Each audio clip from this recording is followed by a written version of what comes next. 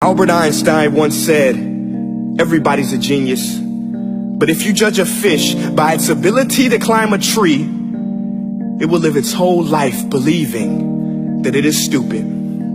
Ladies and gentlemen of the jury, today on trial we have modern day schooling. Glad you could come. Not only does he make fish climb trees, but also makes them climb down and do a 10-mile run. Tell me, school, are you proud of the things you've done? Turning millions of people into robots, do you find that fun? Do you realize how many kids relate to that fish swimming upstream in class, never finding their gifts, thinking they are stupid, believing they are useless? Well, the time has come, no more excuses. I call school to the stand and accuse him of killing creativity, individuality, and being intellectually abusive. He's an ancient institution that has outlived his usage. So, Your Honor, this concludes my opening statement, and if I may present the evidence of my case, I will prove it. Proceed. Exhibit A. Here's a modern day phone. Recognize it? Here's a phone from 150 years ago. Big difference, right? Stay with me. Here's a car from today, and here's a car from 150 years ago. Big difference, right? Well, get this. Here's a classroom of today, and here's a class we used 150 years ago. Now ain't that a shame? In literally more than a century, nothing has changed. Yet you claim to prepare students for the future?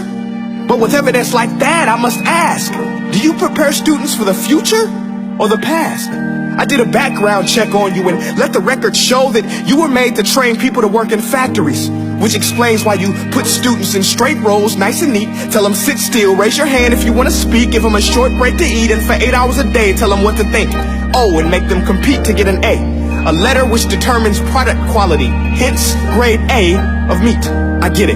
Back then, times were different. We all have a past. I myself am no Gandhi. But today, we don't need to make robot zombies. The world has progressed. And now we need people who think creatively, innovatively, critically, independently, with the ability to connect. See, every scientist will tell you that no two brains are the same. And every parent with 2 or more children will confirm that claim. So please explain why you treat students like cookie cutter frames or snapback hats, giving them this one-size-fits-all crap. Watch your language. Sorry, Your Honor, but if a doctor prescribed the exact same medicine to all of his patients, the results will be tragic. So many people would get sick, yet when it comes to school, this is exactly what happens. This educational malpractice, where one teacher stands in front of 20 kids, each one having different strengths, different needs, different gifts, different dreams, and you teach the same thing the same way? That's horrific. Ladies and gentlemen, the defendant should not be acquitted. This may be one of the worst criminal offenses ever to be committed. And let's mention the way you treat your employees. Objection. Overruled. I want to hear this. It's a shame. I mean, teachers have the most important job on the planet, yet they're underpaid?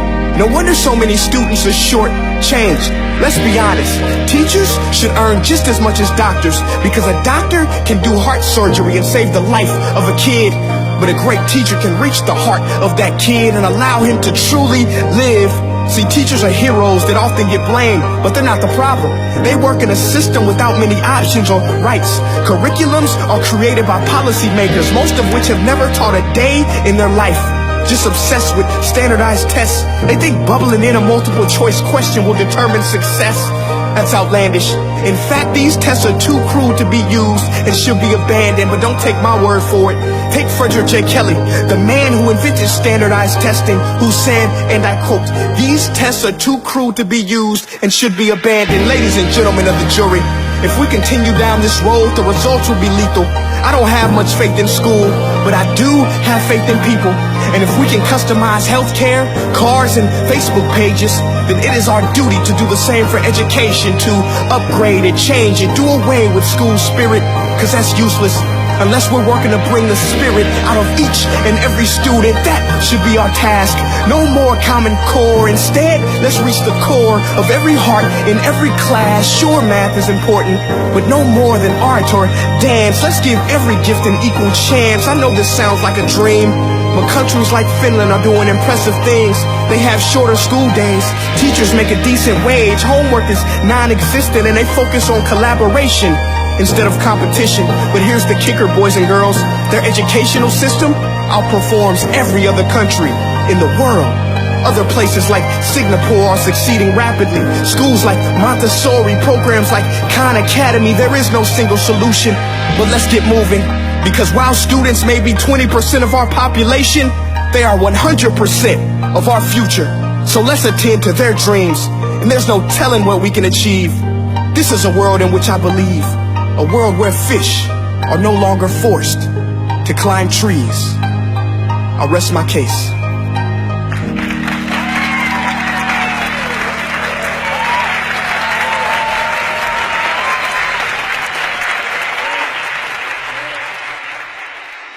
Hey guys, my name is Prince EA, and I want to say thank you so much for watching my video. But now, I want to know what you think.